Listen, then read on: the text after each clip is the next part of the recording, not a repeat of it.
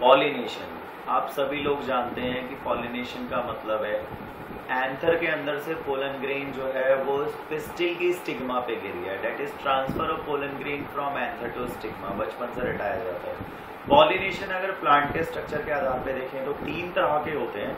एक ऑटोगेमी।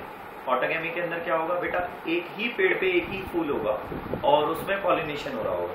जबकि ज्यूटोनोगेमी में क्या होता है, एक पेड़ पे दो अलग अलग फूल होंगे और उनमें पोलन ग्रेन का ट्रांसफर हो रहा होगा।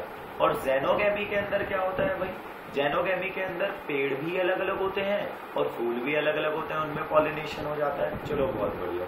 क्योंकि अभी मैंने कहा कि ऑटोगेमी और जिटनोगेमी में एक ही पेड़ होता है तो बीज जो बनेगा पॉलिनेशन के बाद फर्टिलाइजेशन होके वो जेनेटिकली सिमिलर होगा।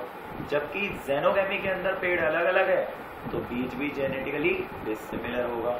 ऑटोगेमी करने वाले पौधे ऑक्जेलिस, कॉमेलिना और एक वियोला होता है। वियोला पौधे को हम भारत में कॉमन पैंसी भी कहते हैं। ये दो तरीके के फूल देते हैं, एक खुले हुए फूल जिनको हम चैस्मोगेमस फ्लावर्स कहते हैं और एक बंद फूल जिनको हम क्लिस्टोगेमस फ्लावर कहते हैं।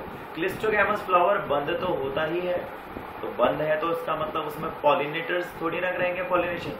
हवा कैसे जाएगी उसमें, पानी कैसे जाएगा उसमें, कीड़े कैसे जाएंगे उसके अंदर, तो वो इंडिपेंडेंट ऑफ पॉलिनेटर है, इसका फायदा है।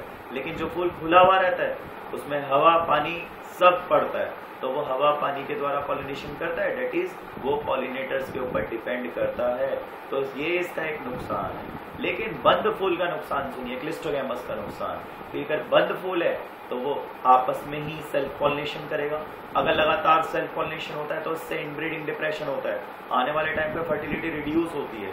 लेकिन जो खुला हुआ फूल है वो अपने में तो पॉलिनेशन करेगा ही, खुला हुआ है, उसका पोलन ग्रेन दूसरे में भी जा सकता है, यानी कि वो क्रॉस पॉलिनेशन भी कर सकता है। और क्रॉस पॉलिनेशन में इनब्रीडिंग डिप्रेशन यानी कि पैदावार बेकार होती ही नहीं है। तो ये खुले हुए फूल का फायदा है कि पैदावार बेकार, दैट इज इनब्रीडिंग डिप्रेशन होगा ही नहीं। चलिए ठीक है। अगर हवा के द्वारा पॉलिनेशन हो रहा है तो उसको हम एनेमोफिली कहते हैं। अगर कीड़ों के द्वारा पॉलिनेशन हो रहा है तो उसको हम एंटेमोफिली कहते हैं। अगर मोलस्कस पॉलिनेशन करा रहे हैं तो इसे हम मेलेक्कोफिली बोलते हैं। अगर बर्ड्स के द्वारा पॉलिनेशन हो रहा है तो इसे हम ऑर्निथोफिली कहते हैं। अगर पानी के द्वारा पॉलिनेशन हो रहा है तो इसको हम हाइड्रोफिली कहते हैं।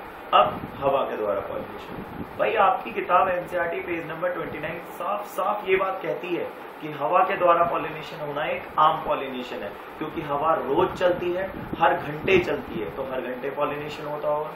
हवा के द्वारा पॉलिनेशन तभी होगा जब पोलन ग्रेन का वजन हल्का होगा और वो चिपचिपा नहीं होगा, तभी तो जाएगा उड़ के।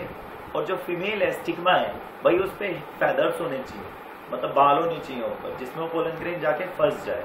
ऐसा देखा गया है कि जो हवा के द्वारा पॉलिनेशन करते हैं उनके फूलों के झुंड में हर ओवरी में एक ही ओव्यूल होता है। हवा के द्वारा पॉलिनेशन करने वाले पौधे भुट्टा और साथ ही साथ घासें। अब पानी के द्वारा पॉलिनेशन, भाई पानी के द्वारा पॉलिनेशन का मतलब ये नहीं है कि पानी के सारे पौधे पानी के द्वारा पॉलिनेशन करेंगे। वाटर हायासिन्थ और वाटर लिली दोनों पानी में उगते हैं लेकिन पानी के द्वारा पॉलिनेशन नहीं करते। क्यों? क्योंकि उनके जो फूल होते हैं वो पानी के लेवल से बेटा ऊपर होते हैं। अगर फूल पानी के लेवल से ऊपर होंगे तो फिर वो तो हवा के द्वारा पॉलिनेशन करेंगे ना। पानी के द्वारा पॉलिनेशन तो वो करेंगे जिनके फूल पानी में हो, तभी तो पोलन ग्रेन पानी के द्वारा बह के जाएगा।